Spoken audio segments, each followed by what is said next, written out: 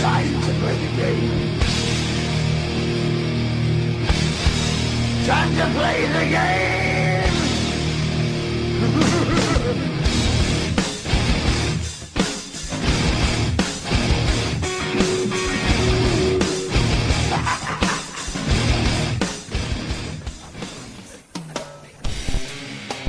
Damage 365 Radio with your host Kevin Nasta and John Torrey.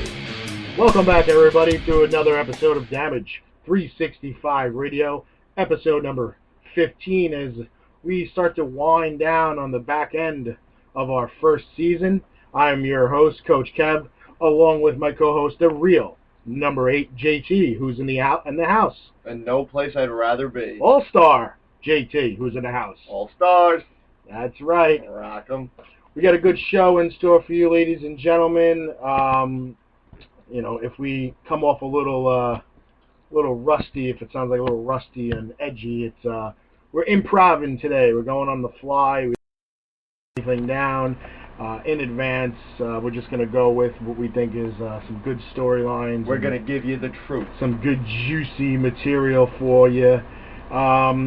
But we want to get into, as we usually kick off every show, we want to get into the results of Damage Athletics softball. What can I say? We had a great season, and unfortunately, that season came to an end. Damage Athletics softball, unhappy recap. Very unhappy. Damage dropped its first game of the first round of the playoffs, 7-6 in a 9-inning extra inning affair, and then dropped game 2 of the nightcap, 14-5, officially eliminated from the playoffs, meaning that their season has come to an end, and so has 2 decades of Damage Athletics softball. Not the way we wanted to end our anniversary season, but that's just the way the ball rolls. The way the cookie crumbles. And, next week we're going to get into more of a season recap, where we're going to recap each player, their strong points, what they brought to the team this year, some statistics, some season firsts, some historical numbers, things along that nature. That'll probably be about I'd say about a half, 45 to 50% of the show next week will be Damage Softball. Yes. We do like to thank everybody on the team, on the squad, players that were able to contribute this year, or even were not able to contribute, that were on our roster this year. We'd like to thank everybody for, again, making it, win or lose, it's still a successful season of softball. We, other teams that have forfeited out of the leagues, don't have enough players, whatever the case may be, 20 years strong, no forfeits, showed up for every game that we possibly could, and, Gave it 100. Unfortunately, this is what happened. You can blame this on lack of depth, you can blame this on lack of experience, maybe not a good mix of players, that remains to be seen, and all will be covered next week. Nothing to hang your heads about, though. But we did have some All-Stars that are going to the All-Star game. Let's see, the original selected All-Stars. Pitcher, Jason Cuomo will be representative as a Damage Athletics All-Star. Shortstop and rookie Michael Kingring represents Damage Athletics as an All-Star. On the female side, no stranger to the All-Star game, Stephanie Allen was selected for her 3rd All-Star game, and Kerry Schweiger, her first ever All-Star game. Fortunately, Kerry and Jay are unavailable for the All-Star game, and their replacements will be JT himself in his 2nd All-Star game. Will be replacing Jay Cuomo as an All-Star. Congratulations, JT. Thank you. And very proud. And replacing Kerry Schweiger on the female side will be now 2-time All-Star Marisol Paulino. For the second consecutive season. So congratulations to all of our All-Stars. Once again, the All-Star game will be a fabulous presentation. brought to you by Alumni Softball League LLC. We put on a really good show. It will be, 1 o'clock on August 10th at Wagner College. Wagner College's softball facility, right off, Howard Avenue? That's Howard. Howard Avenue and Cole Road. And pre-game introductions will start at 1 p.m. and that will be followed immediately by the game itself. Last year we had a very exciting game that ended with a 2-0 victory. One hit, scored 2 runs, and that was the game. And that was late. And a little bragging rights. We put on a video. We do a video package for the All-Star game. All managers can order the DVD package if they would like more information. You can contact us on the internet through our Facebook page, facebook.com/damage365, and we'll give you that information. You can also check us out on Twitter at Damage Athletics. But, Damage Athletics softball, we had a good season. I want to thank again everybody that contributed. Paul Churchio, our captain, our coaches, James Young and Kerry Schweiger this season. Everybody did a great job.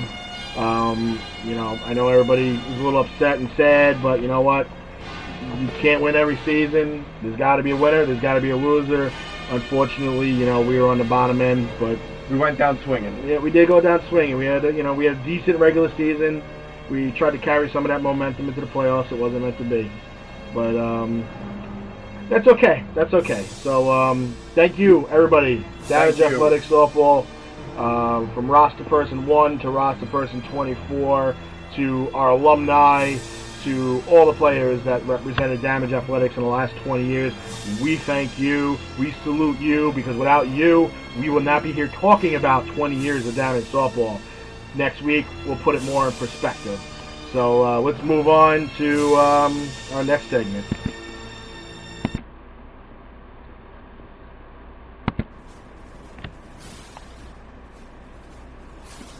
And now, the John Tory story. And to take that away, here is the real number 8, who's feeling great, the All-Star, JT. Feeling great as always. Feeling better than somebody by the name of Alex Rodriguez. The New York Yankee. Not a former New York Yankee. It seems like it because, I think he's coming back tomorrow. Been so long since you've seen him. He's expected back tomorrow, but the Yankees say that third baseman Alex Rodriguez is expected to have an MRI on his injured left quadriceps at a New York hospital today. Rodriguez played designated hitter on Saturday in a minor league game after feeling tightness in the thigh muscle. He has been rehabbing from surgery in January on his left hip. Third baseman reached his 20-day rehab limit on Sunday. He was hoping to rejoin the Yankees on Monday in Texas, but wasn't sure if he could play third or DH on his return. And if the Yankees don't activate him, Rodriguez will have to go back on the DL, something he is familiar with. Seems that he's always there. Yankees were scheduled to play Boston Sunday night. The three-time AL MVP, hasn't played for New York since a dreadful, I had to clear my throat there, I'm sorry. I mean dreadful postseason during which he was benched in a clutch situation.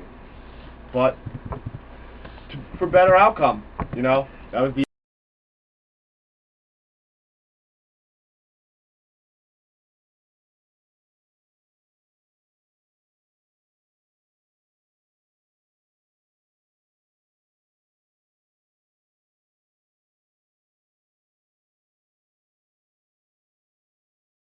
somewhere, so good for him. Also, New York Yankees shortstop and woman favorite Derek Jeter was placed on the 15-day disabled list with a grade 1 quadricep strain, but the Yankees confirmed that third baseman Alex Rodriguez will return to the team on Monday if there are no setbacks, barring his MRI today.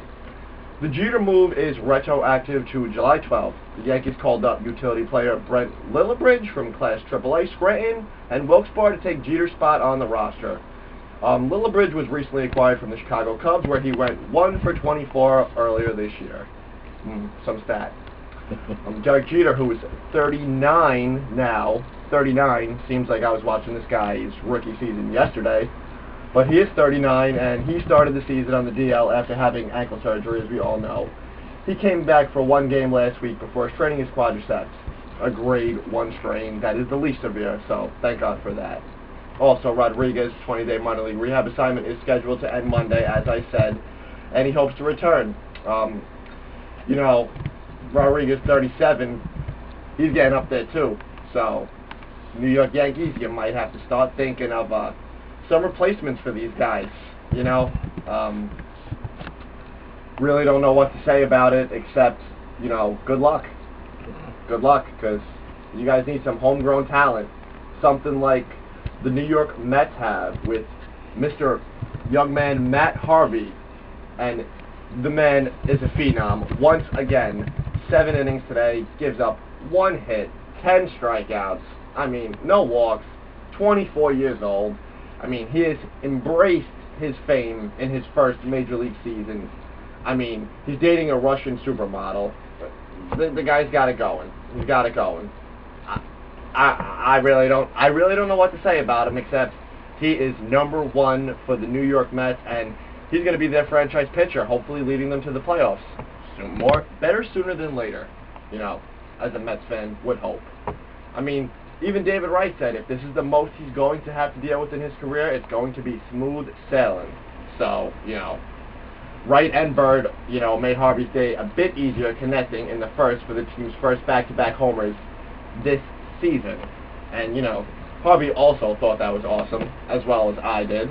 But, what are you going to say? He played great in the All-Star game. Guy was a talent. How many strikeouts? The All-Star game? Yeah. 3. 3. 3 in the 2 innings. 3 in 2 innings.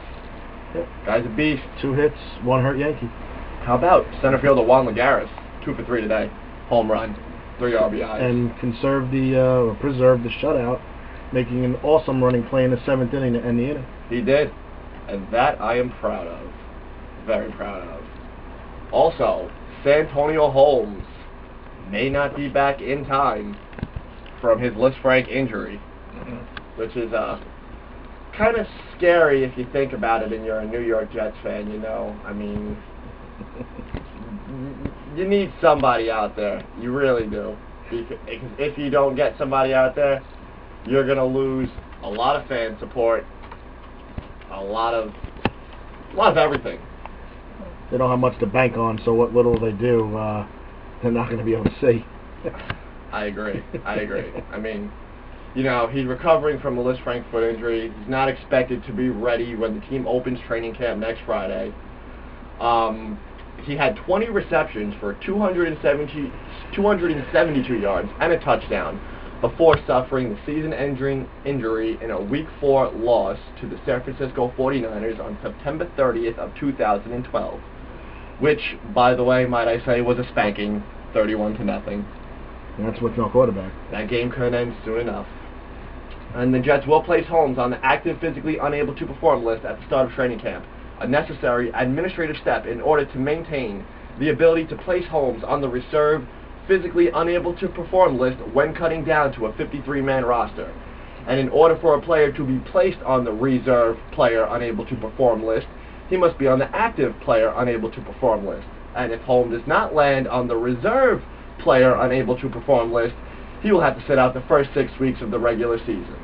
That would mean his earliest action would be in a home game against, the New York Jets favorites, New England Patriots, on October 20th. It's a good game to come back rusty and haven't touched the ball all season. But we could use him in that spot. If he misses the first 6 games, the Jets would have to rely on Stephen Hill, who couldn't finish his rookie season because he was hampered by injury, constant, Jeremy Curley, Clyde Gates, Jordan White, and Ben Obumanu at the receiver position. I haven't heard half of those guys.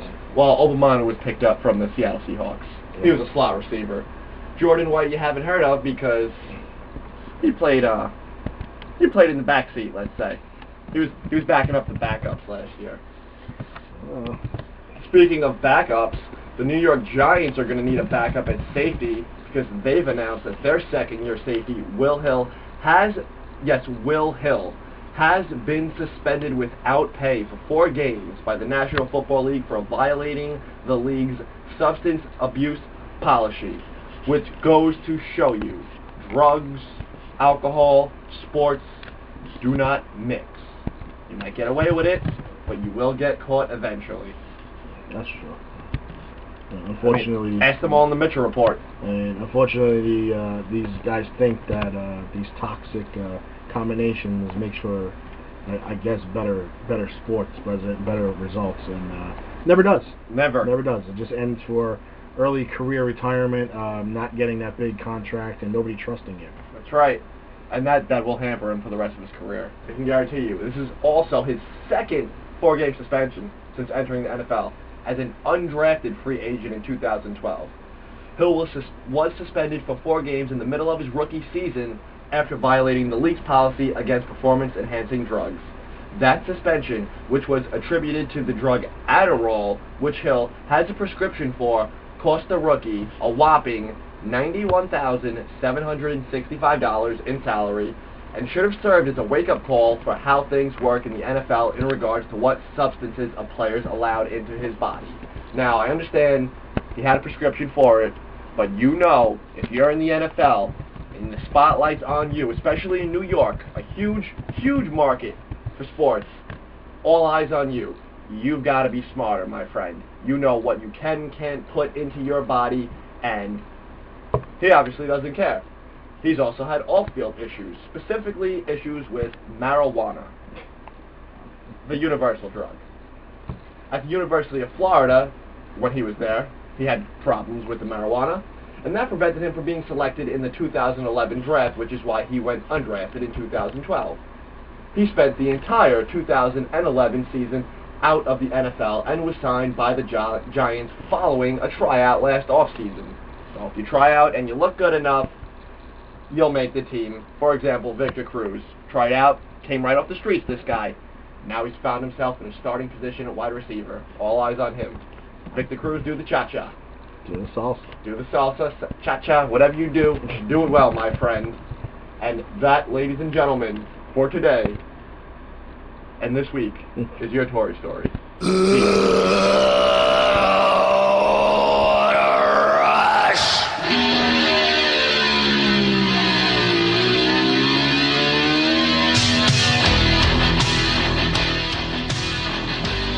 That now means we are going to get into our first round of our first ever Tag Team Championship Tournament. As you know, the Intercontinental Championship Tournament did end with Macho Man Randy Savage defeating CM Punk. That link and the link to our World Championship Tag Team Tournament is available for view on our Facebook page, facebook.com/Damage365. And here is our first round in bracket 1 to bracket 64. Brace yourself. The Brothers of Destruction took on Rated RKO. That was Randy Orton and Edge. And it was the Brothers of Destruction taking the victory.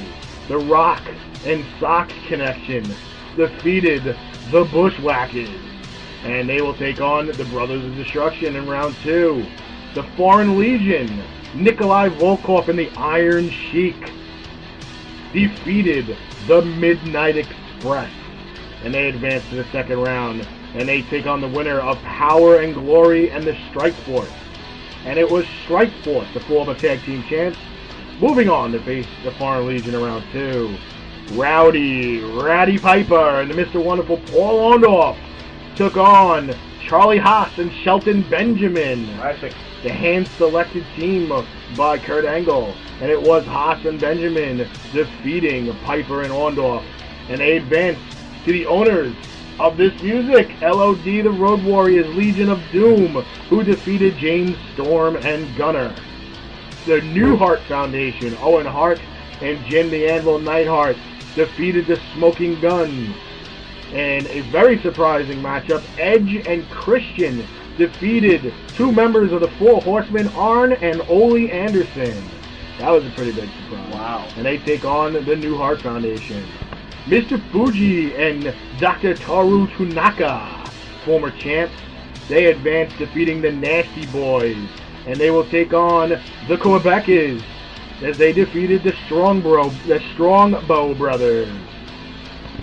The Dream Team, Greg the Hammer Valentine and Brutus Beefcake, defeated Beer Money Inc. from TNA. And they will take on The Shield. And The Shield eliminating Shawn Michaels and Triple H of DX. Wow. Now do you believe in The Shield? Better. The Natural Disasters defeated the Usos. And they will take on the winner of the Rougeau Brothers and Money Inc. And it was Ted DiBiase and IRS of Money Inc. defeating the Rougeaus. And they will take on the Natural Disasters. Lex Luger and Sting defeated Booker T and Goldust. Two teams that, well, I can't say two teams that were in WCW, but four members that were all in WCW. Booker T and Goldust teamed up in WWE. But it was Sting and Luger defeating them. The Killer Bees dropped their match to the Rhodes Scholars. So now the Rhodes Scholars, the intellectual team, will take on Sting and Luger. The Rock and Roll Express, they dropped their match to the original Hart Foundation, Bret the Hitman Hart and Jim the Anvil Neidhart. And they will take on the Brainbusters, Arn Anderson and Tully Blanchard. Also two former members of the Four Horsemen. They defeated Team Hell No, Kane and Daniel Bryan. Hell no. The Body Donnas, they lost, no shock, to the Beverly Brothers. Somebody of those two terrible teams had to win that match, but it was the Beverly Brothers. And in a surprising match, the Head Shrinkers, they dropped their match to Hillbilly Jim and Uncle Elmer. So it's the Hillbilly Jim and Uncle Elmer taking on the Beverly Brothers. The Twin Towers, Big Boss Man and Akeem, squash, too cool. And talking about squash, the Rockers, Shawn Michaels and Marty Jannetty, squashed by Haku and Andre the Giant, the Colossal Connection. Moving on to the next bracket, it is the Moondogs against Harlem Heat.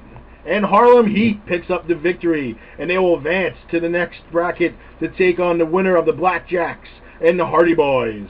And it was the Hardy Boys taking the match. So Hardy Boys, Harlem Heat, next round. The British Bulldogs, former champions, defeated probably, I would say, top three tag team in this bracket, but somebody had to lose. It was the Steiner Brothers. Rick and Scott drop to the British Bulldogs. And the British Bulldogs will take on another powerhouse of a team as the Powers of Pain defeated the New Age Outlaws. So, what is that? Road Dogg and Mr. Ass are out. Mr. Ass, Billy Badass Gun. That's right, he's out. He's the out. Powers of Pain, the Barbarian and the Warlord, take on the British Bulldogs, Davey Boy Smith and the Dynamite Kid. Who's the badass now? Demolition, former three-time tag team champions, defeated Doom. That would be, for everybody at home, Ron Simmons and Butch Reed, the original Doom. They lose to Demolition. The APA did not win their first round match. They lost to Soul Patrol. Do you remember who Soul Patrol is? No. Soul Patrol would be Rocky Johnson and Tony Atlas. Wow. That's right. Soul Patrol will take on Demolition in the next rounds. The Mega Powers defeat the U.S. Express, and they advance to an all very familiar foe in the second round as NWOs. Wolfpack. Hall and Nash defeated the original Wild Samoans. It'll be Hall and Nash against Savage and Hogan, the Mega Powers against the NWO. For life. The Dudleys beat the Valiant Brothers and take on the last bracket winner versus Billy and Chuck. It wasn't them. Los Guerreros Chavo. cheat to win, and they won. Los Guerreros against the Dudleys in the second round. You can check out this entire first round battle and the new second round battle to come You can check this out on our Facebook page at facebook.com/damage365. And ladies and gentlemen, this is going to be a very, very interesting tag team title match. Yes, sir, we promised you a great main event here tonight. Andres, a giant. WrestleMania! Hulkamania is running wild. My God, what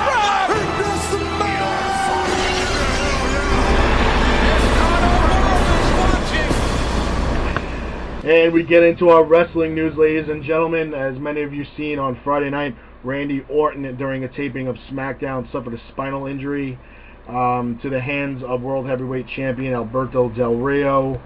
That spinal injury is called a cervical strain of the cervical neuropraxia, or praxia. You probably don't know, this severe injury ended Edge's career. Did it really? Yes. This is nothing. This is nothing to really joke about. It wasn't part of, obviously, the storyline. That's a shame. This is something that, if it's even a mild a case of this injury, it could take him 4 to 6 months to recover. That's a shame. If it's just a shocker, kind of like a spinal, like a lot of guys get, like kind of a spinal shock with like a stinger. Yeah, like a stinger. He'll be back in probably a week or so. Now that he's the Money in the Bank champion, I mean, they better figure out something. They got a lot of thinking to do, because a lot of people are saying that at SummerSlam, Daniel Bryan is indeed going to defeat John Cena for the championship, and that night, Randy Orton's going to cash in that Money in the Bank contract and take it from Daniel Bryan the same night. You believe that? That's the word on the street, and yes, he's got a good back. That's the problem. The problem is now this unforeseen injury has really put a dent in their plans. It could force them to have Daniel Bryan be the WWE champion for as long as it's going to take until they find something else. It seems Mark Henry is taking a face turn because he got attacked by the Shield. So that puts him out of the World Championship, or the WWE Championship run. Can you see them stripping Orton of the Money in the Bank? I honestly don't know, because here's the problem. Again, if this is a serious injury, he could be gone for a year plus, or even his career. But what this also can do is it could set up a run for Rob Van Dam. I mean, Rob Van Dam, very true, could become the world champion. I really don't know. I mean, it just, this injury, apparently he got a little stinger or something. He hurt himself a little bit in the Money in the Bank contract match. Probably should have took the next week off, did not. And then in the taping of SmackDown, he hurt himself. I really don't know. You have no predictions. Not for that. I mean, you can't predict someone's health. I mean, you really don't know what's going to happen. He's banged up pretty bad. But moving on to TNA, they're embarrassing. They had a Missouri show, and world champion Chris Sabin, Gail Kim, Brooke Tessmacher, Wes Briscoe, and Garrett Bischoff could not even fight because they weren't allowed to due to contract and paperwork issues in the house show, and they had to order refunds, and they had to offer autograph signings, free autograph signings to the fans. That's terrible. Shame on you. I mean, shame on you. I can't see TNA lasting much longer. In the last 2.5 weeks, they released 7 members of their talent, and including former champion, the former women's champion who used to fight in the WWE, who I can, if she can make amends with McMahon, she'll be coming back. That was Victoria. I just don't see it. I could see her coming back. I just don't see TNA lasting, and it was good while it lasted. The only thing I can suggest, and a lot of people will say I'm nuts, is that Dixie Carter needs to reach out to Vince McMahon and make Vince McMahon a small partner in this company, so you can get his money and his flux and his talent in here. And if Vince McMahon has to use TNA as a minor league of sorts, or a retirement home for others, something's got to be done, because if Vince McMahon has total control and dominance over wrestling like he did earlier before ROH and TNA, there's gonna be nothing there for. It's gonna suck for wrestling because there's gonna be no bar. So he's gonna have to beat nobody, and he's gonna have no competition, and that's gonna hurt wrestling in the long run. Because the best years of WWE is when they were competing against WCW, and that brought the best out of the both of them. TNA, call Hogan, call Bischoff, call Mick Foley, call Dixie Carter, get to Jarrett. But in the long run, it hurts wrestling, and it's gonna hurt the fans, it's gonna hurt the business. But I'd like to thank everybody for listening to another one of our shows. We'd like to wish a happy birthday to Damage alum Jason Fairbairn. Alumni All-Star Game, August 10th at Wagner College. Thank you, ladies and gentlemen, for listening. Have an awesome day. Always a pleasure. Whiskey or beer. Closing time.